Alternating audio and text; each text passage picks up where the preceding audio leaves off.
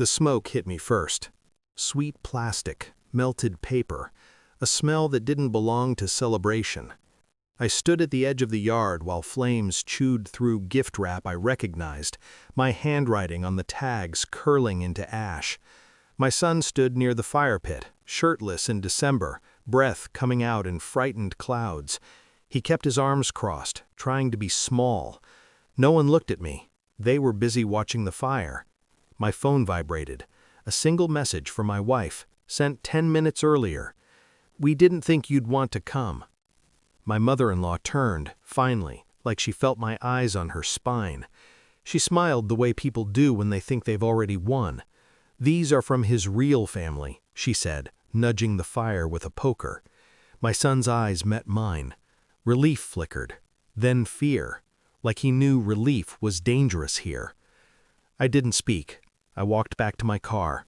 The trunk opened with a soft mechanical sigh. I took out what I had already prepared. When I came back, my mother-in-law screamed. This wasn't sudden. It only felt that way. The exclusion had been surgical. Invitations that never reached me. School events rescheduled without notice.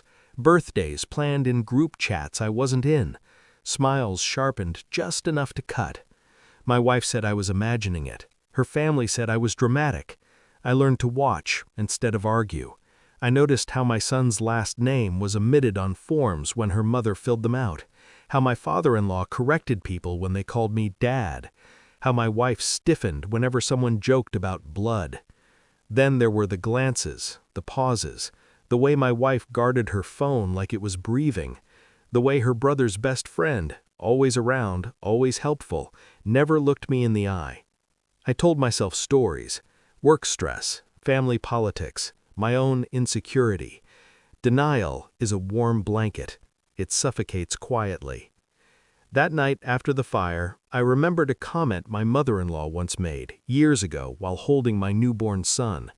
"He looks nothing like you," she'd laughed. Everyone had. I hadn't.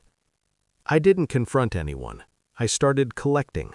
Old photos, dates, messages synced to the cloud she forgot about, late-night errands that lined up too neatly with another man's calendar.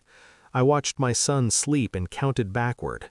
I ordered a DNA kit under my name and another under hers, sent to different labs. Redundancy calms me. I practiced breathing while I waited. At dinners, I smiled. I passed the salt. I let my mother-in-law talk about tradition and legacy like she wasn't carving me out of my own child. I installed a small camera facing the backyard, ostensibly for security. It recorded audio. I saved everything, every whisper, every plan. The day before the party, I heard it clearly through my phone speakers while sitting alone in my car. "We'll do it without him," my wife said. "Mom says it's better." "And the gifts?" someone asked. "Burn them," my mother-in-law replied. "He needs to understand where he belongs." I didn't scream. I prepared. The results came in the same hour. One email said probability of paternity 0.00%. The other said 99.98%, with a name I already knew. My wife was in the kitchen when I walked in, humming. I placed the printed reports on the counter between us, like place settings. "Do you want to read it?" I asked, "or should I?" Her face collapsed inward. No denial, just a sound, small and broken. She reached for me.